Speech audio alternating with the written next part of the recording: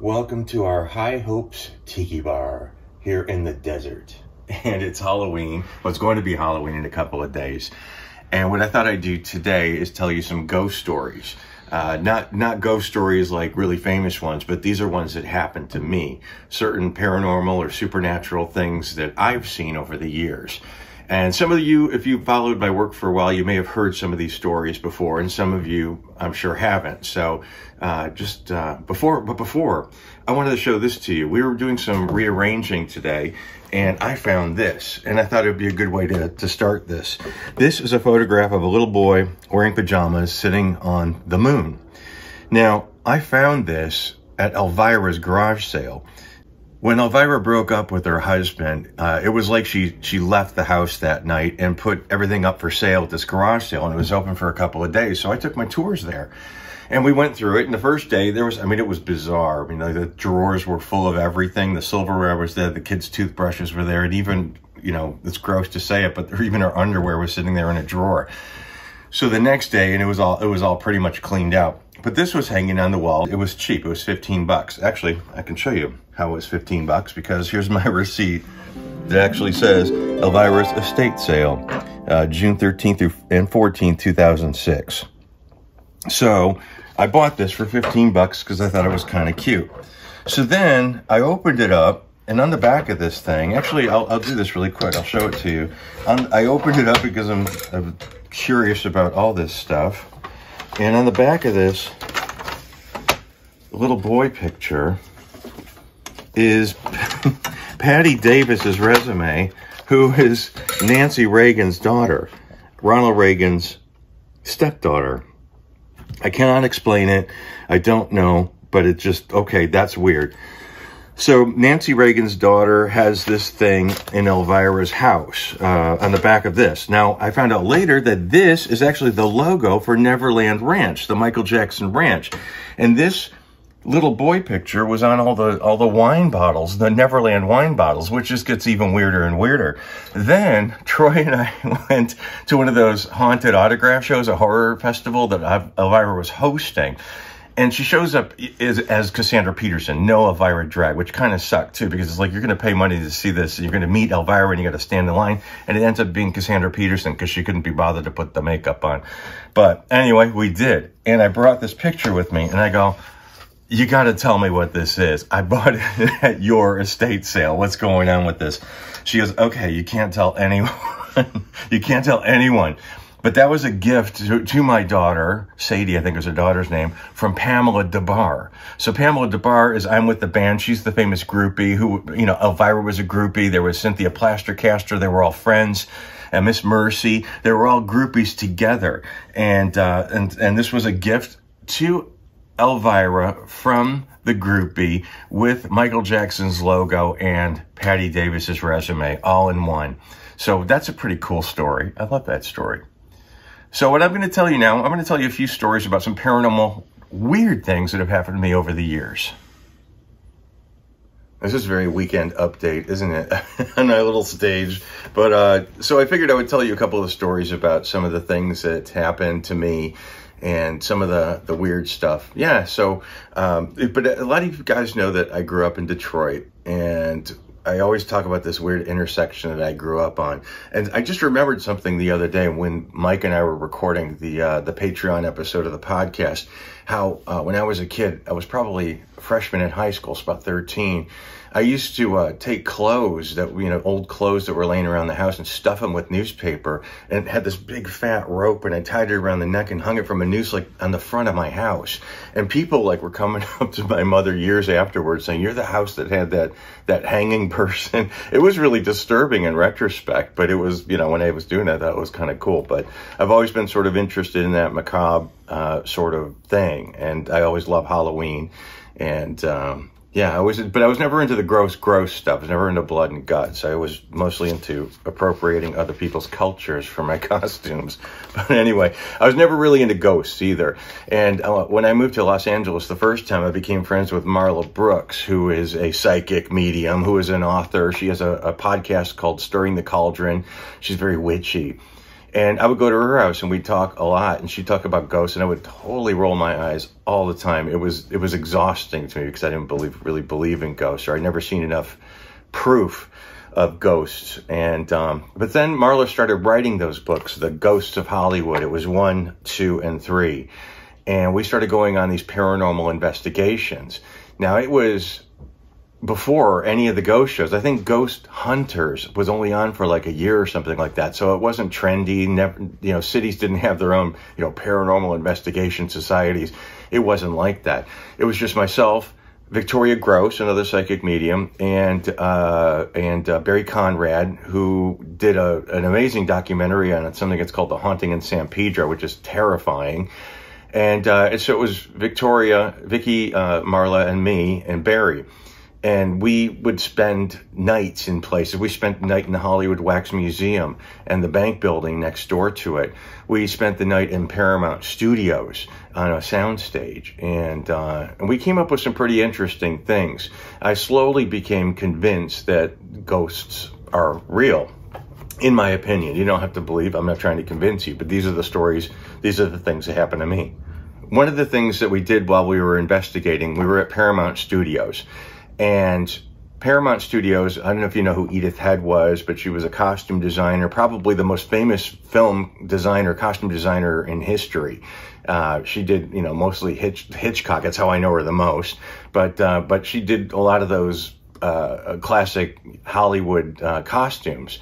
And we were in the costume area where her soundstage, where all the costumes were kept. And I don't know what they were making at the time, but the place was just jam-packed full of rows and rows and rows of clothes on hangers. And we all went our separate ways. We all had our little MP3 recorders, and we were, you know, said, go on, do what you want to do, investigate for 15 minutes, and then we'll meet back. So I was walking through the aisles of clothes, and there was a rack down here, a rack up here. It was all the way down, probably 50 feet in each direction. There was no one around me. I was all by myself. I was muffled. There was no possible way any other sounds could come. And I started asking questions just for the heck of it. And one of the things, I'm going to play this, you'll hear it in a second. I was whispering very mildly, Edith Head, are you in here? So you listen really closely, you'll hear me say that, and then you'll hear the answer.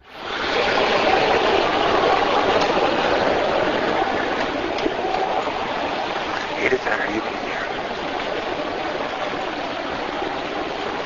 Hey, I'm talking to you. Now, I'll tell you, I was there. There was no answer. There was nothing out loud. I didn't hear that until I got home. And I reviewed it, but they say that's a, I don't know, class A or number 1 or something or other. They call them EVPs, but that was a good one. That was a really good one. Troy and I and Jane and Mark and Lisa, friends of ours, we used to spend the night at Grandview Cemetery on Halloween night in Glendale. Now the cemetery went through some financial difficulties, and it ended up being sort of locked up really for a couple of years. It was all in this legal troubles, and in order to visit your family members, if you had family members in there, it was like once a month they would let you in because of mismanagement of the cemetery. And Lisa, who was big into the cemetery and its history, asked us if we would spend Halloween night in the cemetery with her, because traditionally cemeteries might be, you know, troublesome on Halloween night. People wanting to start trouble, hopping the fence, toppling over tombstones, or whatever else. And so we would get there probably around, I don't know, about 8 or 9 o'clock at night. And we would just sit in the middle of the cemetery, and we had a little lamp, and we'd just talk. And then every sort of half hour or 45 minutes, we'd do a lap around the cemetery. So the first time we did it, something really cool happened. This isn't supernatural, but it was weird. There was a family of coyotes in the cemetery, and it wasn't that big of a place, but, you know, golf courses, cemeteries, coyotes tend to live in those sorts of places. And it was, I don't know, it had to have been a full moon. It was so bright. And Lisa and I were just walking, and we started talking, and these coyotes, probably 50 feet in front of us, started baying at the moon. and listened to this recording. It was really chilling. It was bizarre to be right there and to hear that and watch it actually happening right in front of us.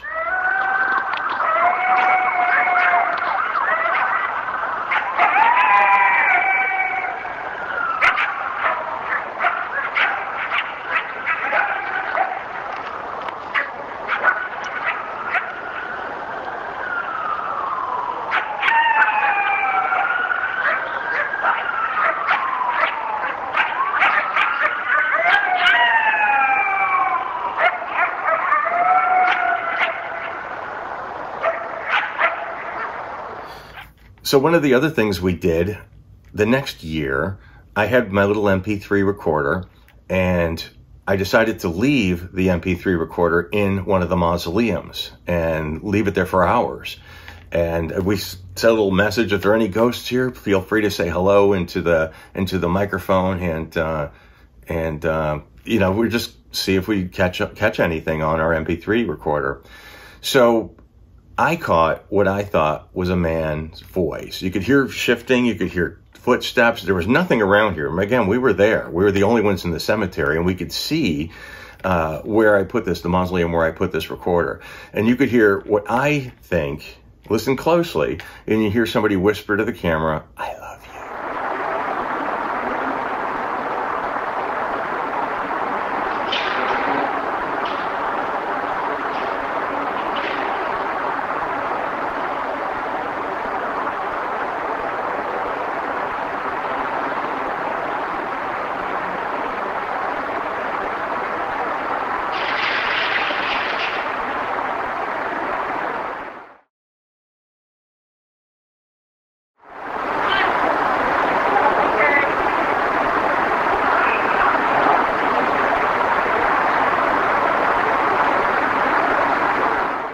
So that was pretty weird, I thought. So I figured I would tell you some of the stories now. I used to live across the street from Paramount Studios on Van Ness Avenue. I could literally walk out my front door and within 30 seconds be on Paramount Studios property. And Paramount Studios is adjacent to Hollywood Cemetery. So Hollywood Memorial Park, originally when it first opened, the cemetery in the 19-teens was cut in half, and the other half of that cemetery was sold and a movie studio was built, and that's where Paramount sits now. Paramount Studios sits on old cemetery property. They always say, well, did they move all the bodies? Well, they always say they moved the bodies. So we also know that a lot of times they don't move the bodies, and you know, it was the 19-teens, so it wouldn't surprise me one bit. But there was a lot of, I don't want to say, well, it was paranormal. I used to walk Decker at nighttime, and you see stuff all the time flying around, you know, the corners of your eyes, and it would catch your eyes. And it wasn't disturbing, but it was disconcerting at times. And then things started happening in my house.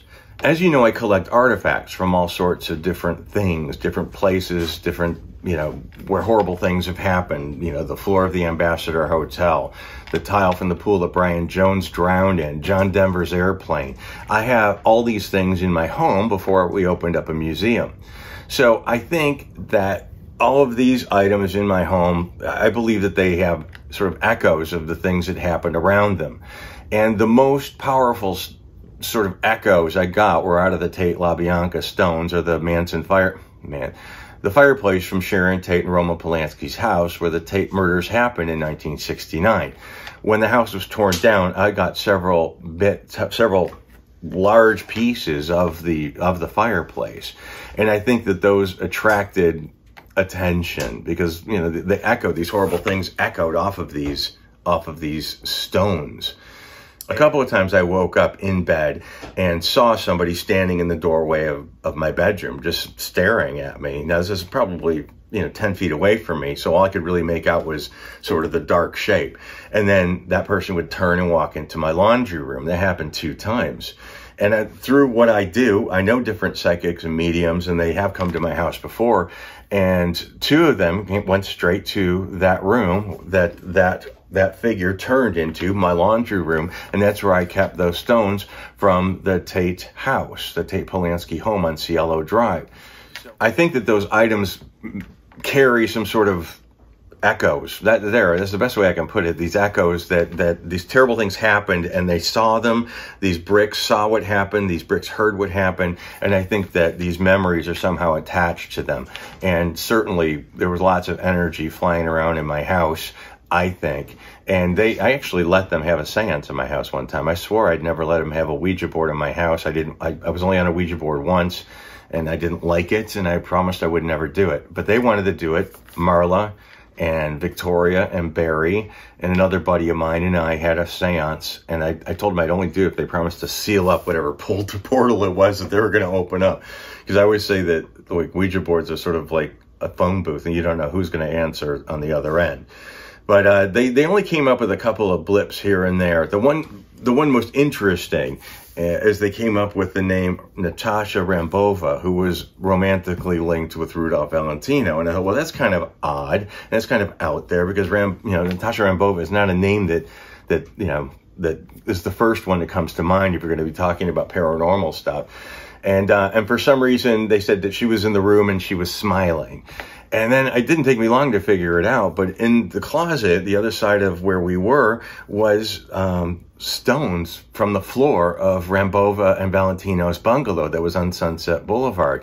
When it was destroyed, I got large pieces of the floor from it, and that was the attachment. So not only was Valentino buried in the cemetery, which was across the street from me, but because I had these pieces of Valentino's house or bungalow that he shared with her, they say that that's why she sort of popped in just to see what was going on, and she approved, I guess, of the things that I've collected. And that's what's interesting, is all the things, you would think that all of the things that I've collected have been, maybe attract some negativity, and we really have never had that much of a problem. We've had problems, but we've never had a consistent problem with these things, because we've always maintained them.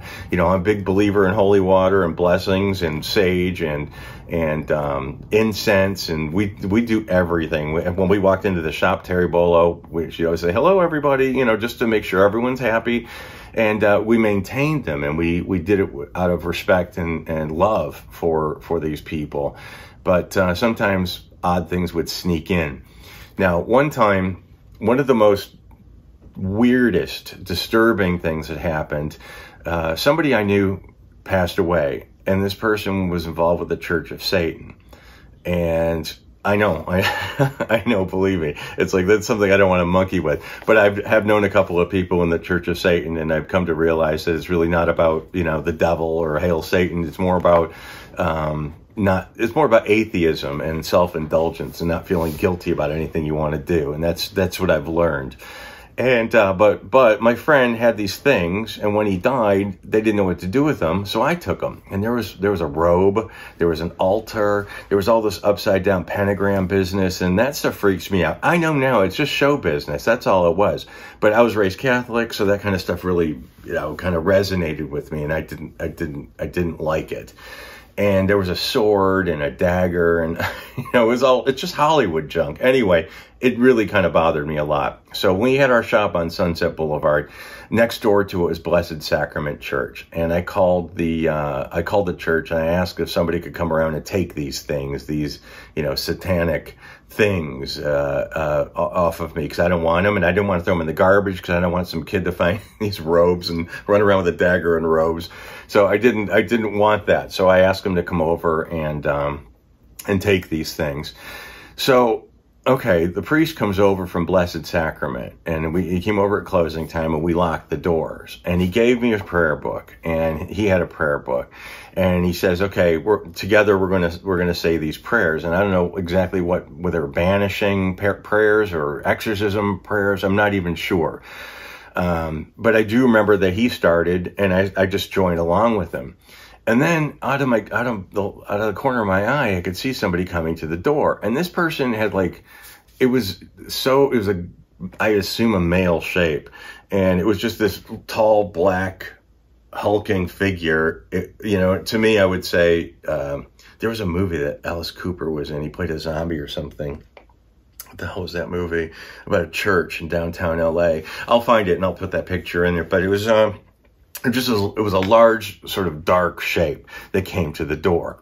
And the priest is saying stuff. He's saying his prayers, and he's got the holy water, and I'm trying to say it along with him. And this guy starts pounding on the door. I mean, pounding on the door.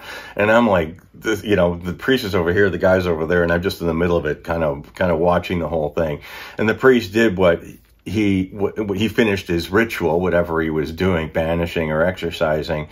And he closed up his Bible, and he says, well, that's that. And I said, what'd you think about that guy at the door? And he goes, what guy at the door? He didn't hear anything. And I'm not saying it was an apparition. He was there. I know he was there, and I don't believe he just disappeared. But I think the priest was in such a I don't know, so focused on what he was doing, he didn't see it. But it was the idea that this guy started saying these prayers, and at that very moment, this thing comes to the front door and starts pounding on the door, this undiscernible shape, was really just bizarre to be at that very time, that to have happened. That's a couple of weird things have happened to us in that way. Not so bad. That one was rather creepy.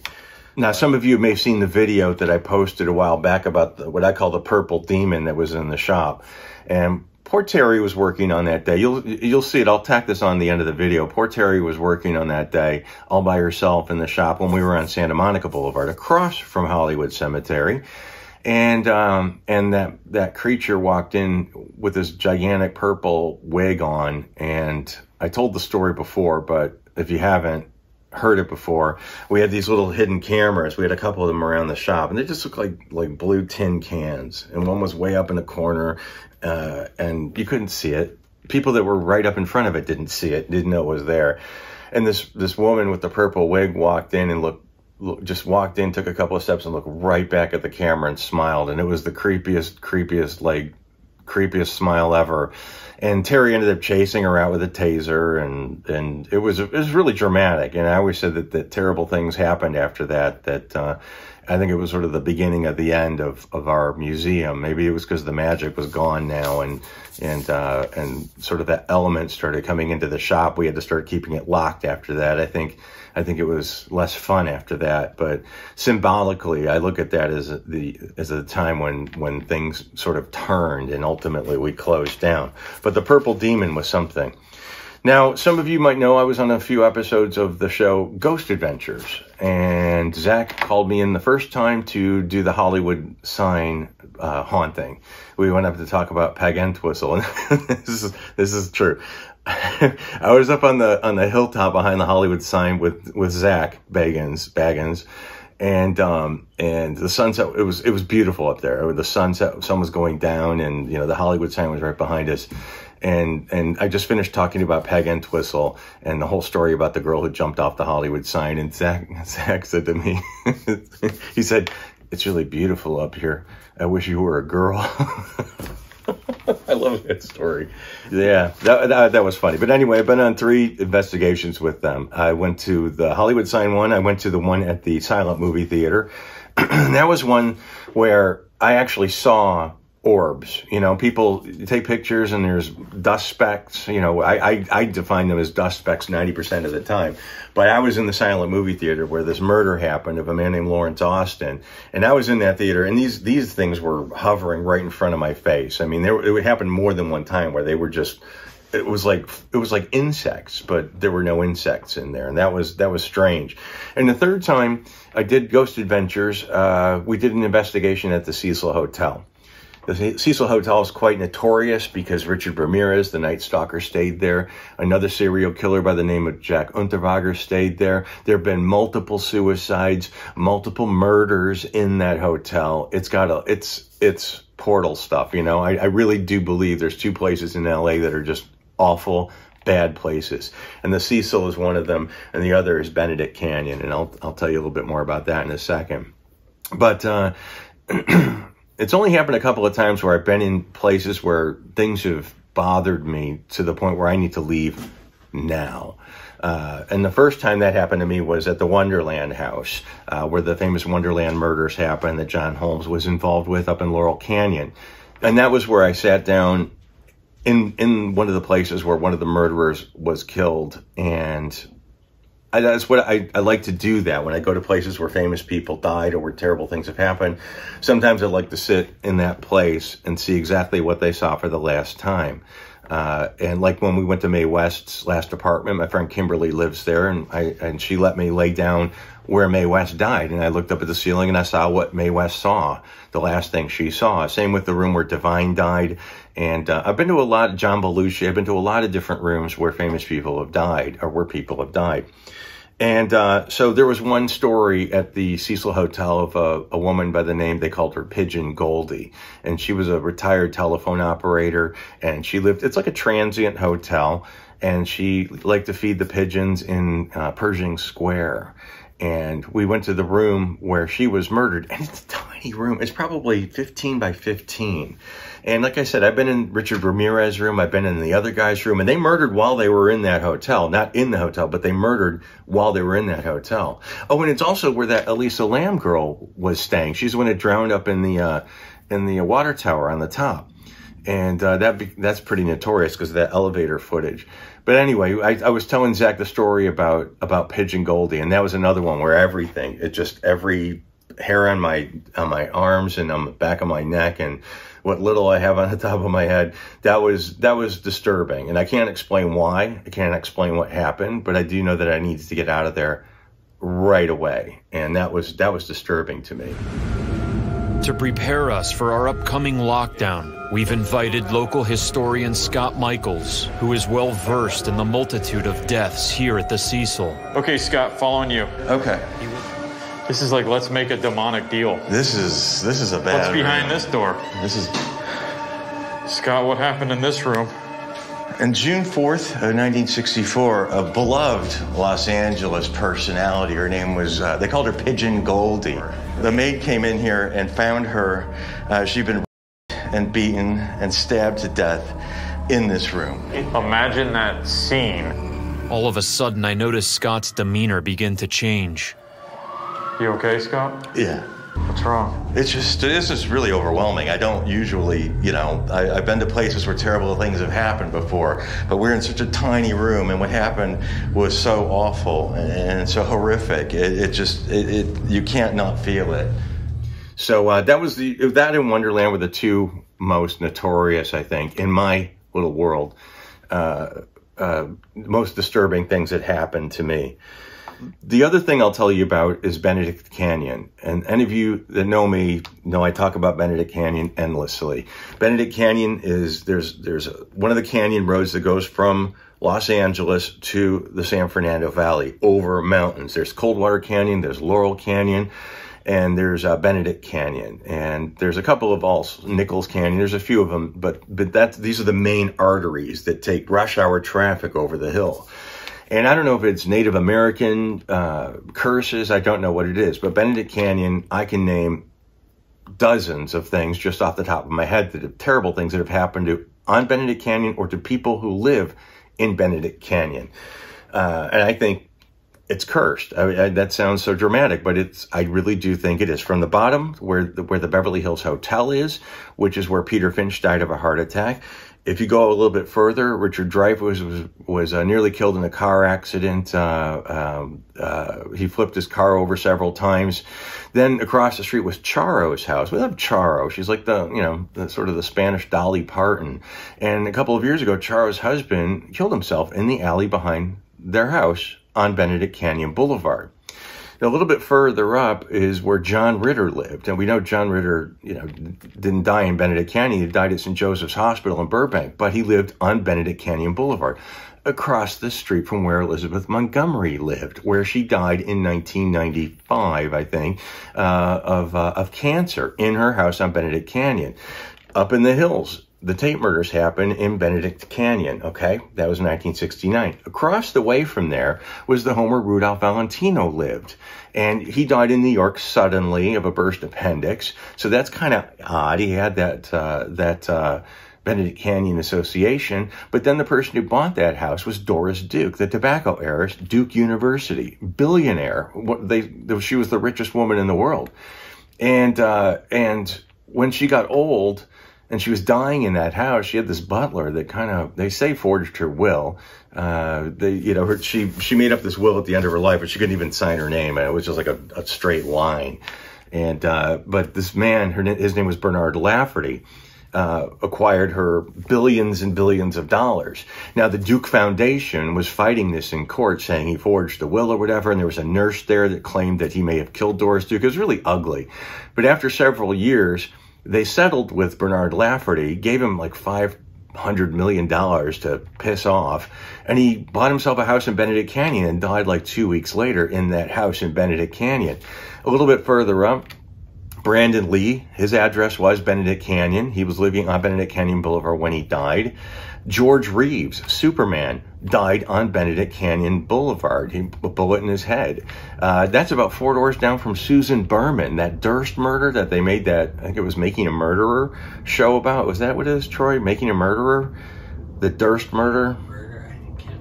It was like the first of those true crime, 8-episode stories that everyone was following. And Susan Berman was shot in the back of the head, execution style, and he was just found guilty. Actually, he just died of COVID, I think, not that long ago, too. But that happened on Benedict Canyon Boulevard. A little bit further up was where Jay Sebring lived, on, right in Benedict Canyon, right off Benedict Canyon Boulevard.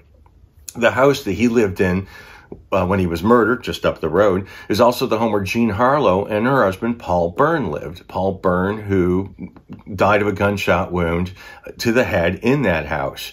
So, I mean, these are just famous ones. You can go, Yvette Vickers, the lady who rotted away in her house for several months. She was in horror films. She was in Sunset Boulevard, just a tiny bit part.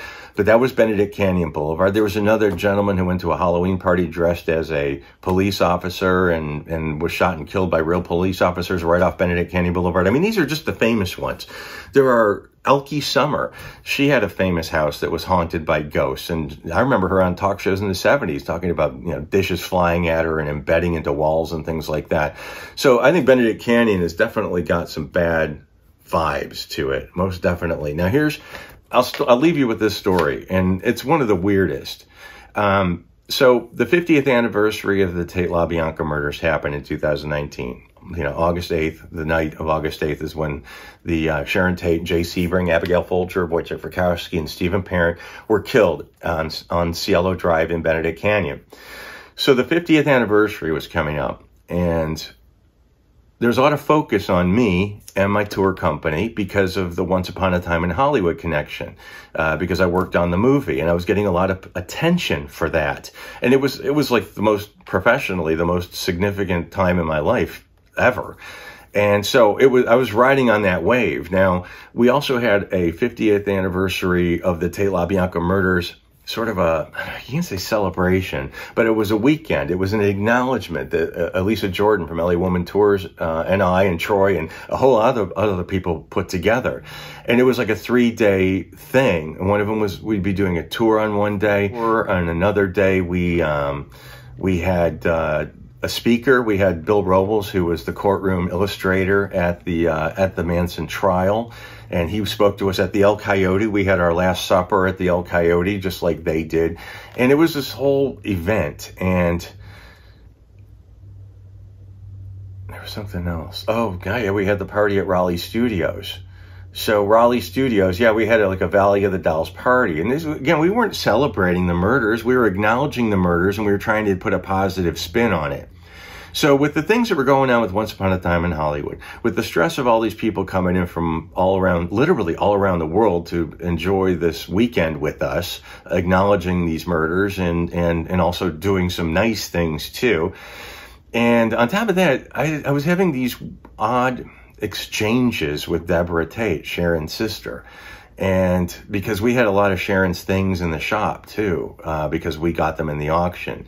And Deborah Tate, I've always said she deserves every feeling she has. Her family was literally torn to shreds by these murders in 1969. Her mother was consumed by it. Her sister was consumed by it. And it's sort of become their lot in life to be the focus of these crimes, and they go out and object to the parole hearings, and they're very active in the Justice for Homicide Victims charity, which we are too, or we try to be. We donate on a regular basis, but for some reason Deborah Tate got in I got in her craw about that because she thought we were having a party celebrating, her sister's murder. So, and David Oman is a friend of mine, lives on Cielo Drive, and he has the haunted house that's up on Cielo Drive, and I've seen haunted stuff up there. Believe me, it's true. I have no doubt of it. I was talking to David one time in his house. I've said this story 100 times, but I was talking to David, and David and I were on the other side of his bar, and in his kitchen behind him, I just saw this stack of solo cups just go flying, and no one was around it. So, and David was like, yeah, see, now you see what goes on around here. So David really wanted this to come up there. I had certain people that were psychic mediums that were saying, don't go up there. It's bad vibes. You're going to be, it's the 50th anniversary. You got a lot of focus on you. All this, the sort of the spirit world is going to be kicked up 20 million times. And Deborah Tate was angry with me, and we had all these people coming in from all over the world to spend this. It was a lot of stress that weekend. And that day, I was doing the tour on the anniversary, and we drove up to Cielo Drive, and literally my van caught on fire that day.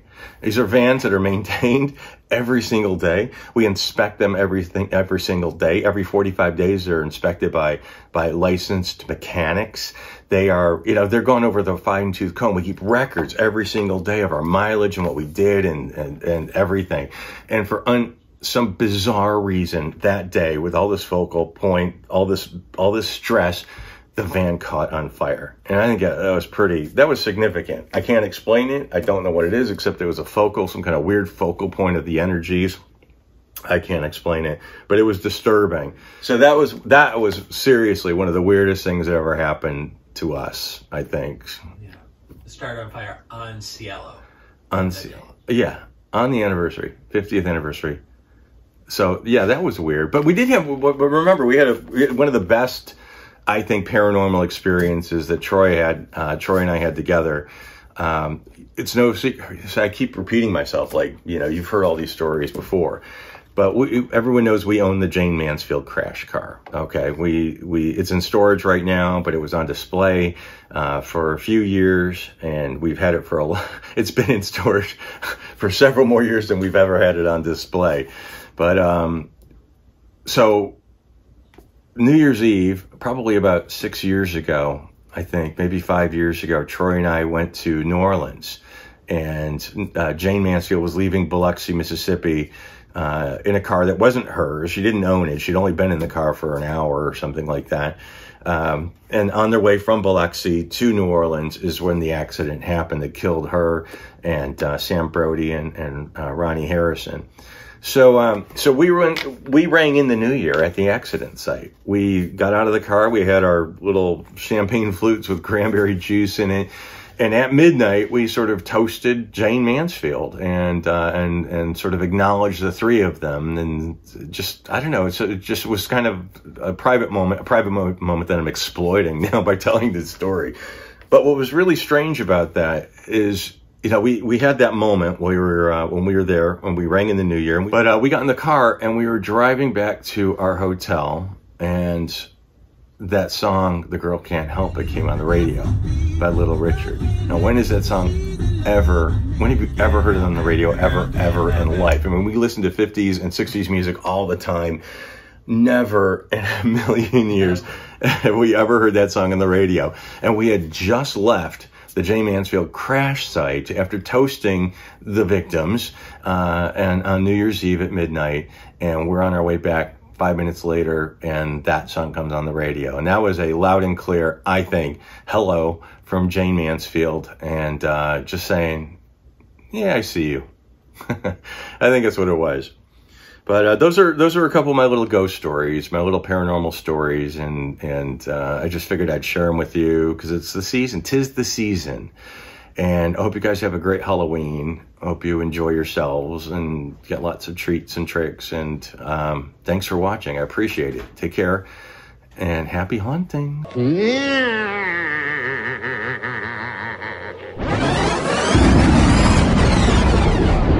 You heard me.